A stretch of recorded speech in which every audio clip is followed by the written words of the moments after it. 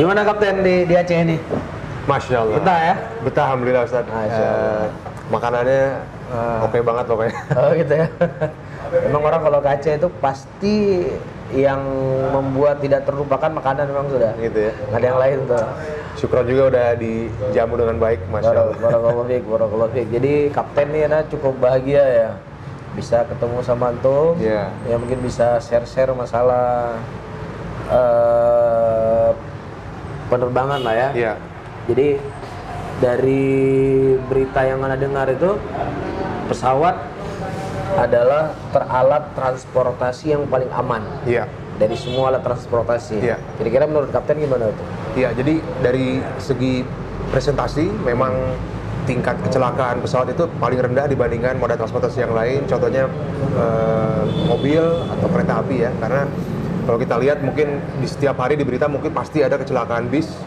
Tapi kalau pesawat relatif lebih jarang karena kita ini hidup di industri, maksudnya kami hidup di industri yang sangat highly regulated. Jadi artinya sangat terkontrol, sangat termonitor dari segala aspek. Yang mana standarnya ada standar internasional dan semua negara yang dinaungi oleh standar internasional itu harus memenuhi kriteria standar mereka. Artinya kita bisa disejajarkan dengan maskapai-maskapai lain di luar dan pilot-pilotnya pun bisa disejajarkan dengan pilot-pilot maskapai lain di luar. Jadi artinya kita ada standar khusus, di mana safety atau keselamatan adalah nomor satu di industri penerbangan ini. Jadi bukannya servis atau bukannya makanan di pesawatnya, tapi yang dijual oleh industri penerbangan adalah keselamatan itu sendiri. Itu yang kita jual sebetulnya, yang paling pertama kita jual. Baru yang lainnya kita tambahan, ada servis, ada mungkin joknya, ada TV-nya, ada yang lain. Itu nomor sekian. Tapi yang nomor satu adalah keselamatan itu sendiri. Terus dari standar keamanan penerbangan itu seluruh dunia sama atau itu tergantung dengan jenis pesawatnya? Iya, jadi di dunia ini dibagi dua ya, ada FAA dan ICAO. Jadi kalau kita ini ikut sama Eropa, kalau pada dasarnya sama, mereka semua menjunjung tinggi keselamatan dan juga untuk dari segi Indonesia sendiri kita sudah di-approve oleh Eropa untuk terbang ke sana. Jadi menurut saya sih untuk dari segi keselamatan kita udah masuk standar. Oh gitu. Iya. Jadi kalau di Indonesia itu kan ada beberapa penerbangan, ada Lion Air, ada Garuda, ada Sriwijaya. Itu standar keamanannya semua sama? Sama, Ustaz.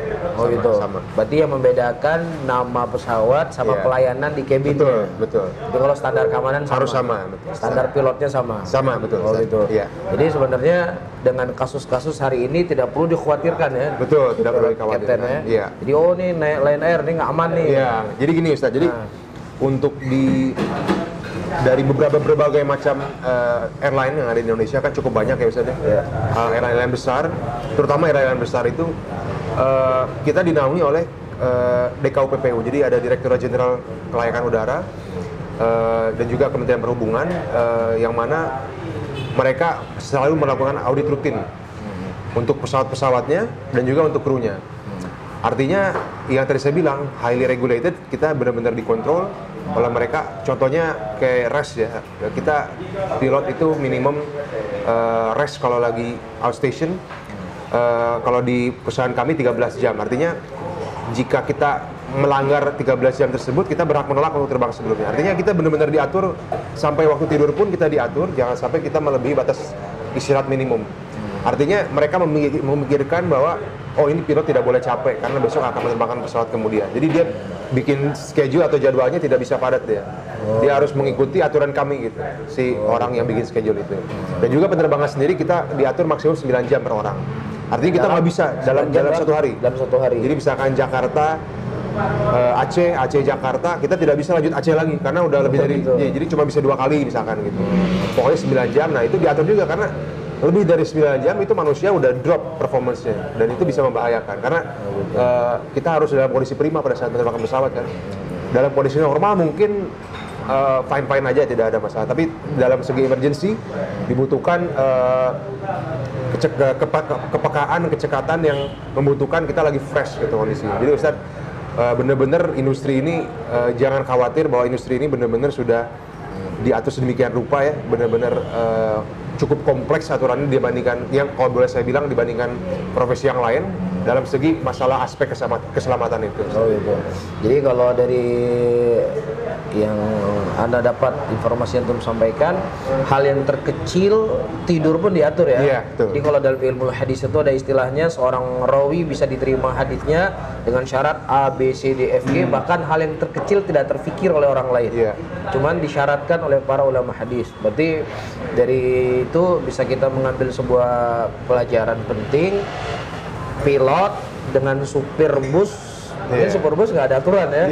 Jalannya dari Banda Aceh terus ke Medan, nanti sampai Medan dia nggak tidur, nyupir lagi besok. Yang penting sampai ya. Oh gitu ya. Jadi istilahnya kalau pilot ini udah nggak ada lagi istilah kerja restoran kita nih. Jadi tidak kalau istilahkan kalau ini boleh saya bandingkan dengan supir truk atau ini kan mereka kerja restoran. Jadi semakin mereka anggap bisa dua jalur, mereka mungkin bisa dapat uang. Kalau kita nggak bisa karena terbatas oleh aturan tadi. Oh gitu. Dan itu berlaku ke semua penerbangan? Semua penerbangan, betul. Jadi satu hari pilot itu 9 jam, satu minggu maksimum 30 jam, satu bulan 110 jam, satu tahun 1050 jam. Oh gitu. Jadi per tahun pun ada. Jadi kadang kalau kita terbang banyak dari Januari, nanti mungkin bulan November sama Desember kita udah mulai habis jamnya. Oh gitu. Yang 1050 itu. Jadi November Desember kita udah mulai istirahat. Oh gitu. Ya, karena bener-bener ya itu saya bilang satu bulan libur cuma 8 hari.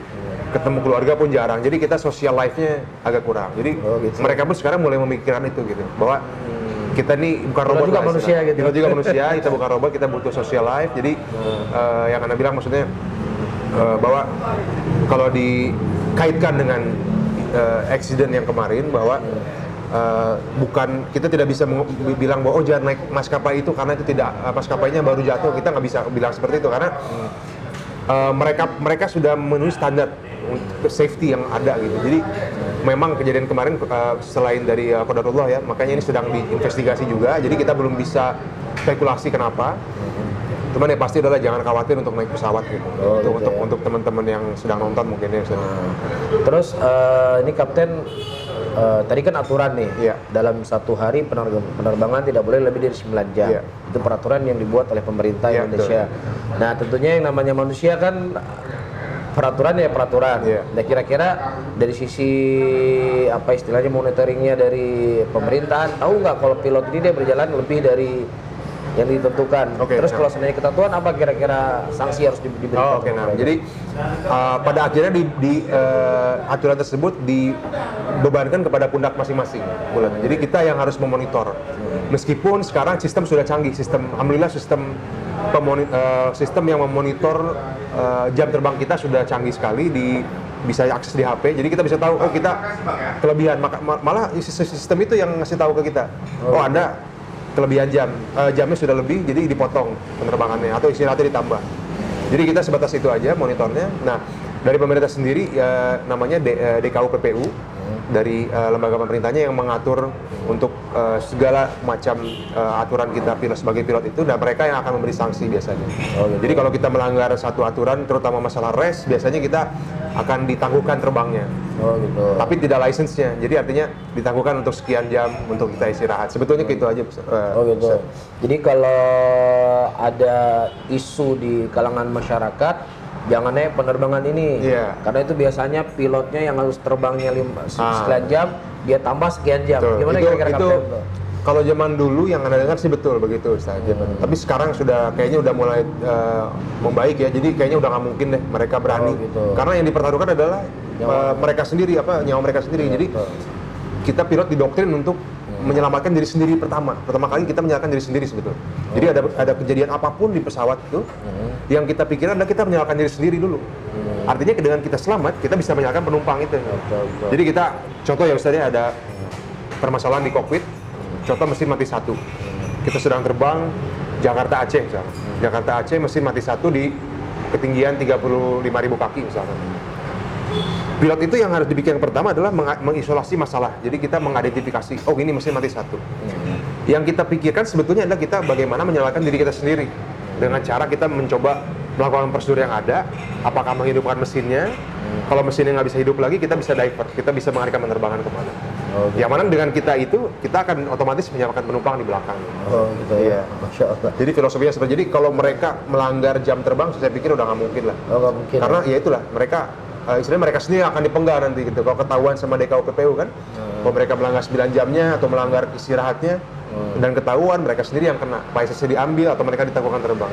Oh gitu. Itu kan istilahnya dapur juga ya Ustaz ya. Dapurnya jadi kalau mereka ditangguhkan 3 bulan, 3 bulan mereka nggak ini kan nggak dapat penghasilan ya. Iya. Jadi gitu. pasti sekarang mereka udah berpikir ke sana semua. Masya Allah. Jadi dari informasi Kapten sampaikan kan ketat sekali tuh ya peraturan dari pilotnya, terus keamanan dari pesawatnya, dan juga memang kita cerita takdir ya. Nah kira-kira kebanyakan eksiden pesawat itu apa kira-kira, Kapten? Jadi yang udah kita obrol-obrol kemarin Ustaz ya, jadi di dunia penerbangan ini masih dalam tahap trial and error.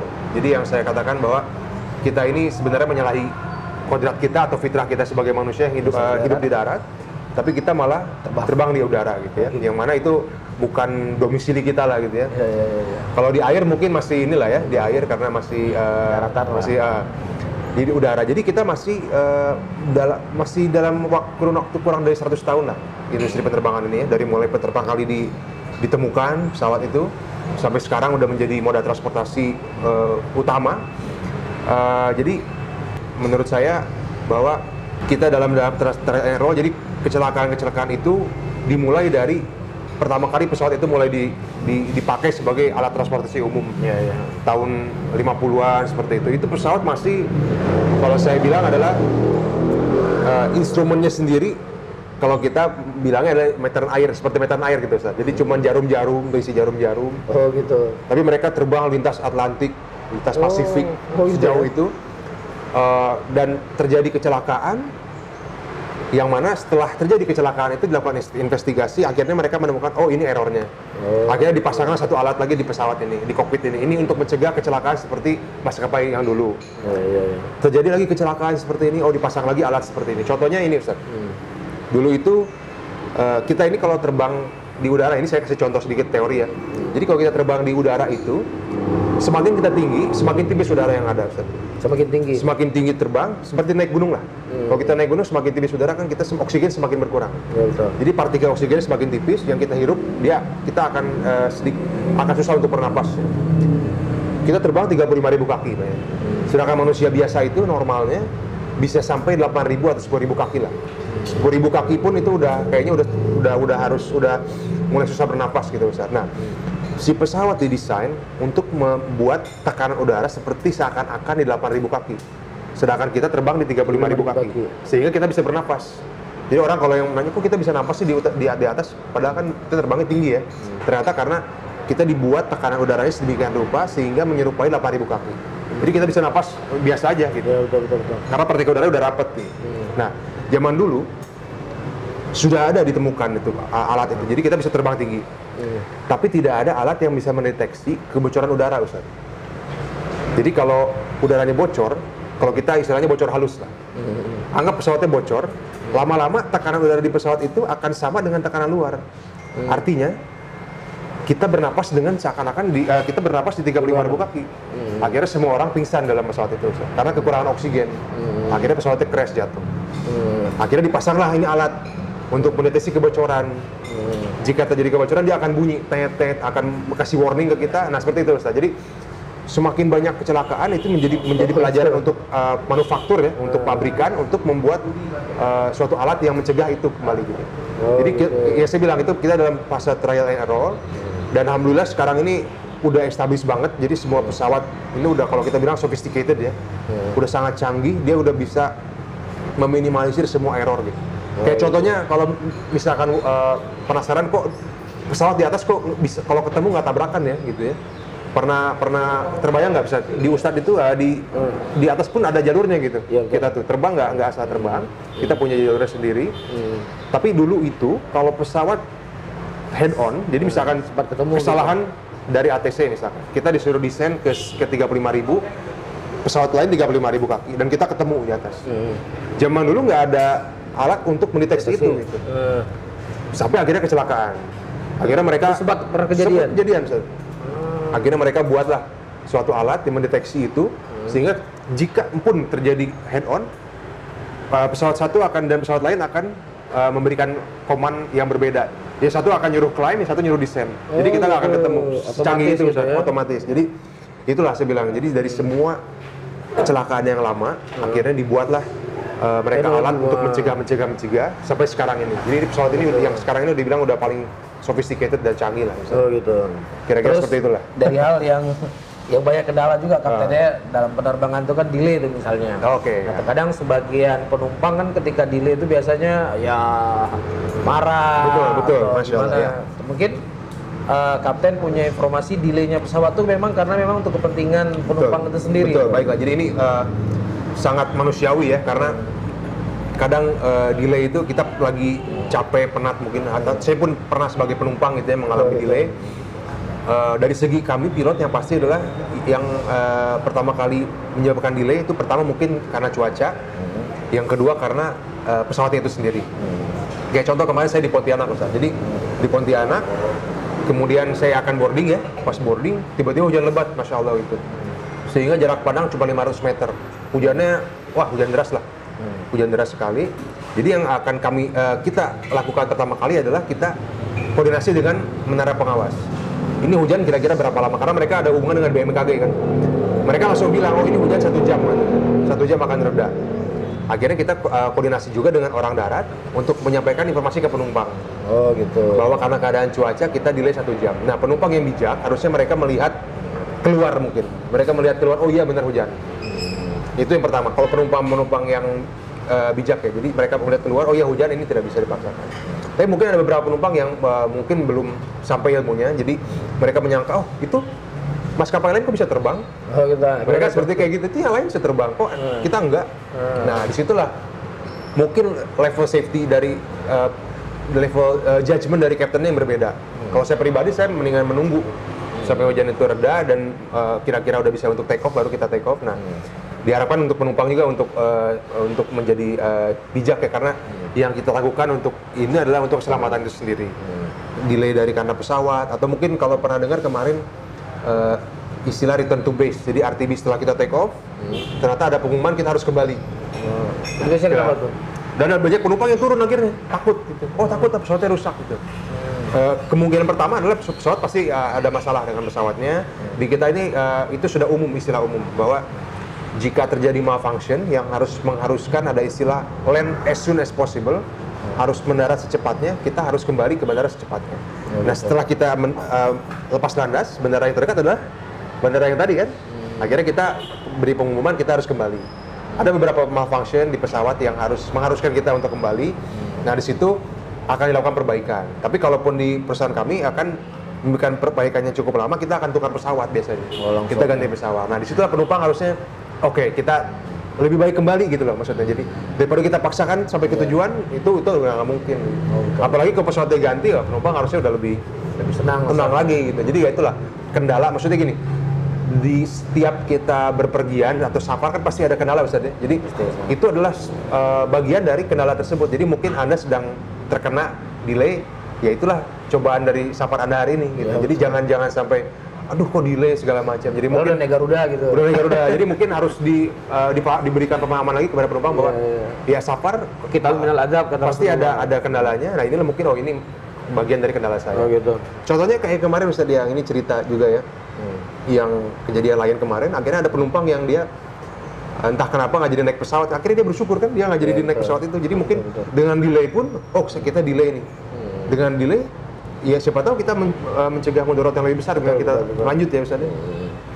Disitulah mungkin kapten perlu ada pendekatan agama ya bagi penumpang untuk bisa bersabar ya, untuk mungkin dia harus menyadari Rasulullah mengatakan as-safar qit'atun minal adab. Safar itulah potongan-potongan dari adab. Walaupun mungkin zaman sekarang dengan transportasi yang begitu canggih, tetap yang namanya safar itu pasti melelahkan kan.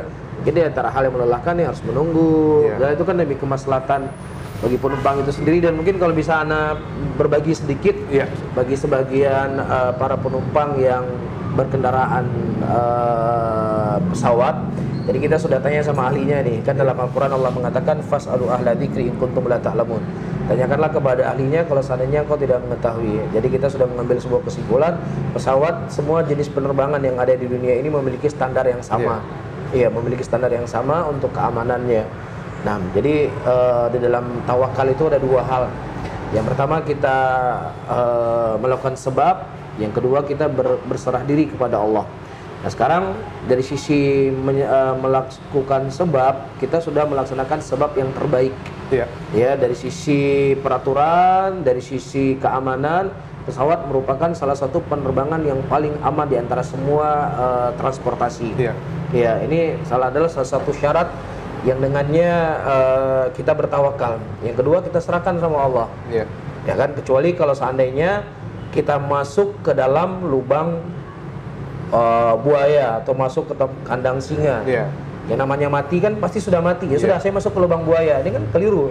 Atau kalau memang mati ya mati. Sudah, saya masuk ke lubang singa. Ini kan kandang singa, ini kan keliru ya.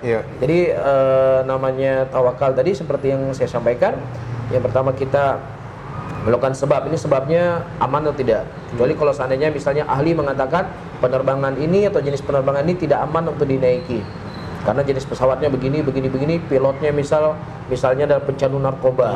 Tetap kita naik. Berarti kita di situ jelas melakukan hal yang terlarang dalam agama. Tapi kalau seandainya pesawatnya aman, pilotnya aman, ya enggak. Nah, ketika itu sudah dilakukan secara sempurna, ya sudah, tinggal kita serahkan sama Allah sebenarnya. Tidak perlu untuk kita terlalu khawatir, ya berlebih-lebihan, karena yang namanya kematian pun kalau nggak naik pesawat ya tetap juga mati. Betul. Nah, Allah.